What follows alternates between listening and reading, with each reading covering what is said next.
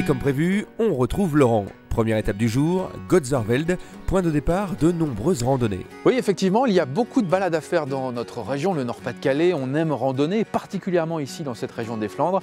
Alors je ne sais pas pourquoi, j'ai rendez-vous avec Benoît, mais il m'a donné rendez-vous ici au musée de la vie frontalière à Gottsvaerveld. On verra bien. Rendez-vous donc avec Benoît, un randonneur passionné qui chaque jour sillonne les chemins de la région. Mais avant de partir se balader, il veut faire découvrir à Laurent le musée de la vie transfrontalière. Nous sommes à quelques mètres de la Belgique, les randonnées se font donc de chaque côté de la frontière, sur les pas des fraudeurs.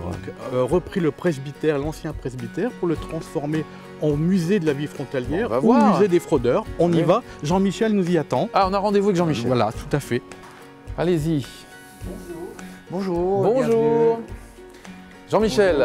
Bonjour, comment allez-vous? Ça va bien? Bienvenue au musée de la vie frontalière, à Gottsvaerveld. Merci c'est pas facile non, mais c'est bien à prononcer. Vous l'avez bien fait. Ah bon. Dans cette pièce, on a à peu près tout le matériel qui était à la disposition des douaniers pour repérer les fraudeurs, et puis notamment, par exemple, cette espèce de jeu, c'est pour apprendre à fouiller les gens. À voir ce qu'on peut avoir bien caché sur soi. Je ne sais pas si vous allez me croire, mais je crois que j'ai une arme en fait. Oui, voilà, il doit y avoir une arme. Il n'y a pas de toile d'araignée. Bon, d'accord, voilà. Ici, on a la moto de notre plus célèbre fraudeur de Gottsvaerveld, c'est Albert Capone. C'est lui, là? C'est lui, voilà, que les gens ici appelaient Al Capone d'ailleurs. Et qui a été, donc, vous avez son chien Blatté. Le fameux chien dont vous parliez. Le fameux chien Blatté, comme celui qui est dans l'entrée. Et lui, il a tout le temps fraudé avec sa moto. Comment il faisait? Alors, justement, il a trafiqué le réservoir. Il y a tout juste de quoi mettre 1 litre d'essence qui lui permettait d'aller en Belgique et de revenir. Mais par contre, tout le reste du réservoir était rempli de tabac, essentiellement. Alors, juste, c'est très ingénieux. Qu'est-ce qu'on fraudait en fait? Qu'est-ce qu'on passait? Beaucoup le tabac, bien sûr le tabac, mais aussi le café, le chocolat, la margarine, et puis parfois aussi des animaux, les cochons. Bon, Al Capone trafiquait aussi, il passait les petits porcelets, alors pour qu'ils ne crient pas la nuit dans le sac, on leur mettait du savon noir sur le gros. C'est vrai. Voilà, oui. Bon, des chevaux aussi, plein de choses, vraiment, mais essentiellement Principalement le tabac. Qui Voilà. fraudait? Je pense que tout le monde fraudait. Tout le monde fraudait. C'est vrai? Bon, oui, je pense que il y a des fraudeurs un peu partout, et c'est que c'était vraiment le complément de salaire indispensable aussi. Est-ce que les gens se sont livrés facilement? Est-ce qu'ils racontent facilement leurs histoires? Alors, au point de départ, non, pas tellement. C'était un peu le secret familial. On avait du mal à divulguer. Encore aujourd'hui, il n'y a plus de frontières maintenant. Il n'y a plus de frontières. Bon, mais maintenant, quand je reçois des groupes, il y a des gens qui disent moi, quand j'étais gosse, mon père ceci, ma mère cela. Bon, maintenant, il y a les langues qui se délient. Mais au point de départ, c'était un peu difficile.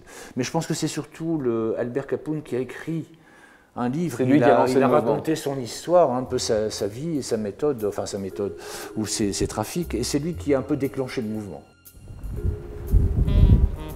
Vous êtes équipé quand même, Benoît, avec il faut être équipé, avoir un chien fidèle comme la Toune, formidable, mais la région est magnifique. Ouais. Chaussures de rando et carte du secteur, le matériel est prêt pour la randonnée. Benoît emmène Laurent sur les sentiers des fraudeurs.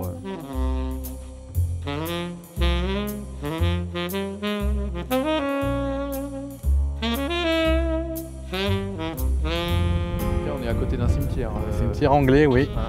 Il y en a pas mal dans la région. Alors c'est ça, quand on se balade, on découvre au coin d'un plein de choses, chemin, plein de choses. C'est assez formidable. C'est toujours un renouvellement, c'est toujours une remise en question. Alors là, Benoît, on est sur le fameux sentier des fraudeurs. Des fraudeurs, le sentier qui part de part et d'autre de la frontière. Oui. Vous suivez, vous, les chemins balisés, ou bien vous êtes un peu adepte de je fais comme je veux? Je fais les deux. Je prends beaucoup les fiches à l'Office du tourisme de Bailleul, où là, ils vous fournissent des fiches pour une somme ridicule, avec des parcours balisés, fléchés et fermés. Ça, c'est très intéressant. C'est bien, d'ailleurs, pour commencer, pour découvrir la région. D'accord. Je trouve ça très bien. Ensuite, il existe ces fameuses cartes numérotées. Donc, les carrefours sont numérotés et on compose soi-même son parcours d'un côté de la frontière, de l'autre, on compose comme on veut.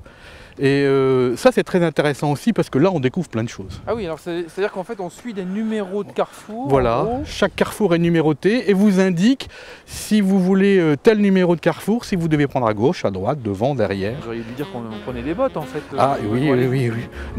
Nous sommes en Flandre, hein, nous sommes en Flandre. Parce que la région est belle par tous les temps.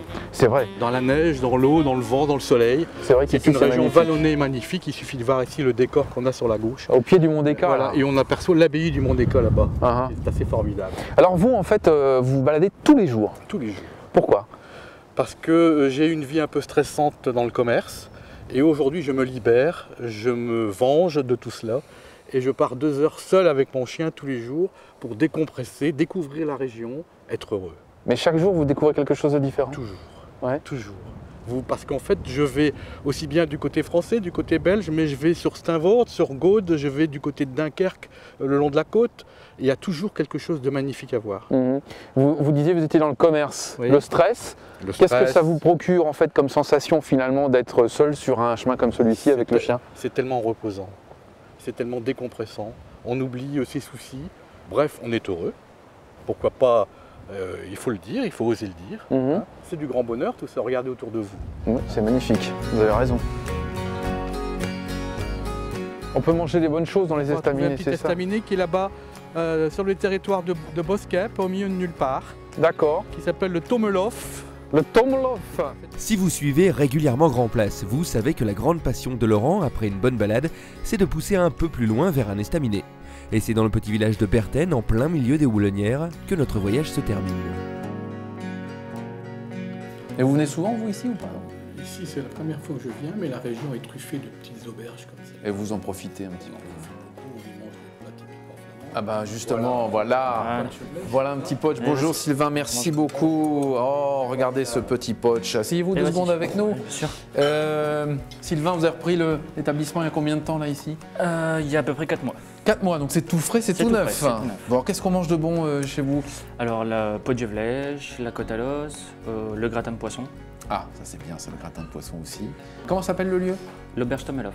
Tomelof, ça veut dire Ouais. quoi le Tomelof? Alors ça fait partie, en fait, les premiers propriétaires, donc en fait on a donné ce nom-là à cause des houblonnières. Ah oui, d'accord. Ça tire ok. son nom un peu des houblonnières. Mais ça veut dire quoi, Tomelof? L'auberge du houblon. Ouais, voilà. Voilà, Notamment, l'auberge. c'est l'auberge Voilà, du c'est houblon. ça. C'est vraiment ça, l'auberge? Étant du donné qu'on houblon. est situé juste à côté des houblonnières, D'accord. Bah, ils ont situé ce nom. vous avez trouvé le nom qu'il vous faut en fait Voilà. finalement. Bon, on y va, nous on goûte un petit peu le poach de Sylvain. Allez, c'est parti. Merci. Hein.